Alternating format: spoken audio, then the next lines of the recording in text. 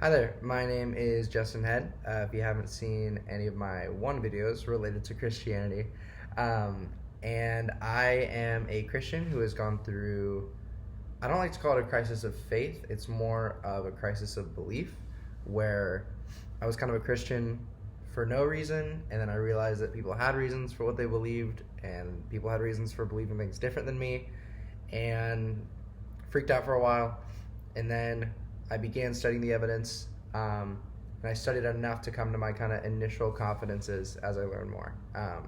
So I'm a confident Christian based on the evidence.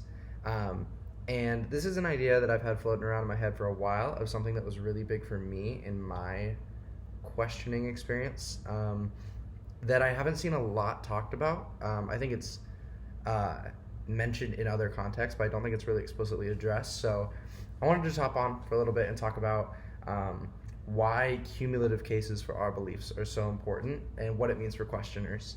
The example I like to give for this is Matt Dillahunty talking about the Kalam cosmological argument. If you're not familiar with the Kalam, essentially it's just premise one, everything that begins to exist has a cause. Premise two, the universe has a cause, or the universe began to exist, therefore, conclusion, the universe has a cause. And one of the most common objections to this, including from Matt Dillahunty, is that this is not an argument for God, because God is not named in the conclusion, and he's spot on. I don't think that the Kalam is an argument for the Christian God in itself. And I think that this is something we don't just see in the Kalam. I think we see it in a lot of other areas where we think we're looking at an argument independently, but really we need to be looking at this cumulative side and recognizing how everything gets all interconnected. And I think this is normal. I think when we form other beliefs, we do them cumulatively. For instance, the belief that you're watching this video right now, you think that your you already have a cumulative belief, or like a connected belief, that your cognitive faculties are functioning properly, that you aren't in your brain isn't in some vat somewhere with someone hitting it with random chemicals to make you think you're experiencing this, that the external world is real, assumptions or beliefs like that are interconnected. And because we have those beliefs, and we have those pieces of evidence, or I guess those other lines of thinking, it raises our probability that you are actually sitting here actually watching this video. So we do this in pretty much everything in our lives, but for some reason, when it comes to arguments for or against God, we like to really isolate, and I just think it's not productive. I spent a lot of time doing it, and it took me a while to realize, okay, no, I'm not going to come to a strong position on Christianity or not, or Islam or not, or whatever, without kind of doing a survey of the evidence. Sorry, I'm just glancing at my note really quick. My notes. Yeah, I think the cumulative case, some of the things that it offers when you take the cumulative approach instead of trying to throw all your eggs in one basket, is stability, even when you don't know a lot.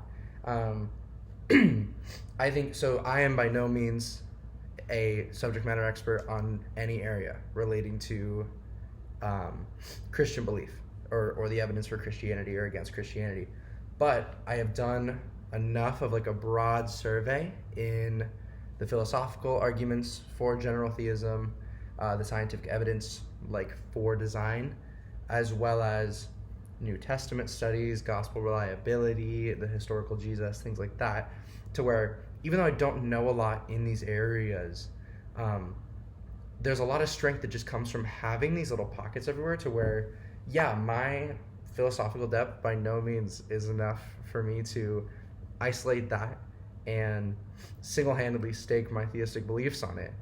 But when I have other lines of evidence, such as Jesus and what I believe are the reliable accounts we have of his life, it makes the philosophical arguments for God much more likely. This is where you get into kind of probabilistic reasoning and things like that. But yes, I think it adds stability even when you don't know a lot. And kind of going with that, a cumulative case gives room for evidence to the contrary. I think that's something that took me a while to become comfortable with, to say, yeah, there are things that I don't know how to reconcile, like on a Christian worldview. I think it's normal. I think it's like we have these issues for a reason, like the problem of evil or divine hiddenness or things like that. Um, we have these issues that if we can't allow for anything that isn't very obviously Christian, or even something that's pointing in another direction besides Christianity, we have this really brittle belief when we don't need to. Because if I have a strong cumulative case for Christianity, I can say, yes, I don't know how to make sense of, for instance, natural evil is something for me that I struggle with right now because I haven't done a lot of in-depth studying on it, but just from my surface level knowledge, I'm like, okay, I don't really know how to make sense of that on Christianity. But because of the strength of my cumulative case, it justifies me looking at that issue from a Christian perspective.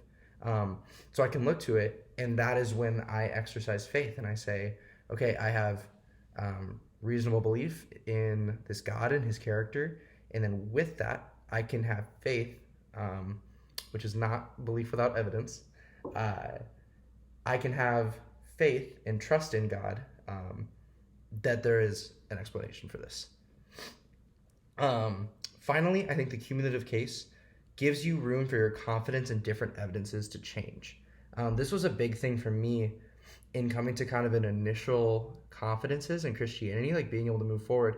I probably sat, excuse me, I sat in like the position I was in when I made my decision, like, okay, no, like I am a Christian, I'm choosing to trust in this. I had probably been in that position intellectually for a couple months. And the thing that freaked me out was, okay, I don't know what I'm going to learn. Maybe I just haven't seen enough. And yeah, there were a whole mess of things I was worried about with that. And I think that if I was trying to stake on a single argument, I'd be screwed because, yeah, let's say I based my whole reasoning for believing in the historical Jesus is that Mark's account of the Gospels was reliable. That's it. I didn't have evidence for Matthew. I didn't have evidence for John or Luke. I didn't have evidence for the epistles. I didn't have evidence for extra biblical writings of Jesus. I didn't have the philosophical arguments. I didn't have scientific things pointing to theism, things like that. It meant that if it came out that, or if it became that, oh, the Gospel of Mark suddenly wasn't as reliable as we thought it was, my faith is in shambles. My beliefs are in shambles, I should say. But when you have this cumulative case, it kind of goes back to that stability. My confidence in different evidence can change, so I can have beliefs that can flex and adapt with new evidence. Because yes, I plan on for the rest of my life being involved in these conversations. One thing I really respect from my mentor, Jonathan McClatchy, is exposing himself to more like writings and content from people that disagree with him than those that agree with him, to put himself in the best position to be wrong or to recognize that he's wrong. I think the only way you can step into that, which I would say is the proper way to go about interacting with reality, is really trying to objectively as you can search for that truth, is having a cumulative case with the ability for your confidences to move. Give me like 10 seconds. I just want to glance over this to make sure I'm not missing anything. Yeah, I think I've covered that. So my goal with this was that for questioners, whether you are going through questioning, whether you've gone through it, or whether you know someone going through it, it's just that this can be some guidance, and it was a big relief for me. Yeah, it's not going to come down to one podcast episode. It's not going to come down to one debate. It's not going to come down to even one book. It's going to come down to multiple fields of study, and that's what's ultimately going to give, if you're a questioner and you're freaking out about this like I was, that's what's going to give you that stability you're looking for. You're not going to have 100% certainty. I have clinical OCD that stares me in the face every single day. You're not going to have that 100% certainty, but I think what allows you to get to that confidence is a cumulative case. So that was just something I wanted to put out there, something I've been thinking about, that I hope can be helpful. And then I also wanted to talk about this thing up here. It's mirrored on my screen, but I don't know if it is on the recording. Talkaboutdoubts.com. So this is a ministry oops, there we go. This is a ministry started by Jonathan McClatchy with a bunch of other Christian apologists involved, where we seek to kind of help people process these big questions. It's both for Christians who maybe are struggling with specific questions about God, but we also welcome non-Christians who maybe haven't heard the evidence for Christianity.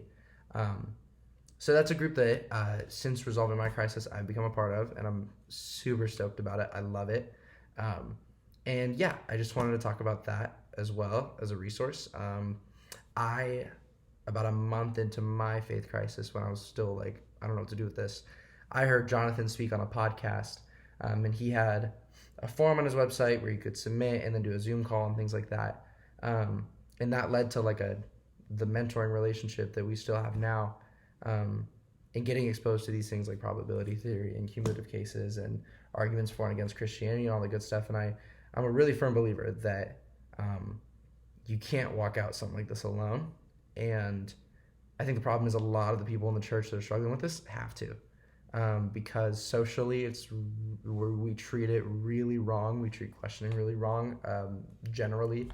I know that's not everyone's experience, but I'm getting sidetracked. I'm really passionate about this. I think it's a great resource. We can Zoom anywhere in the world. We have experts on all different fields. So yes, if you're asking questions and you're looking for some guidance or just someone to talk to, whether it's you specific questions, whether it's even just the community, for me was a big thing, and feeling that isolation and then getting connected with people thinking about this stuff too. So yes, in conclusion, cumulative cases are important for forming beliefs. Talkaboutdoubts.com. Yeah, thanks for watching, and I will see you next time I have something else pop in my head.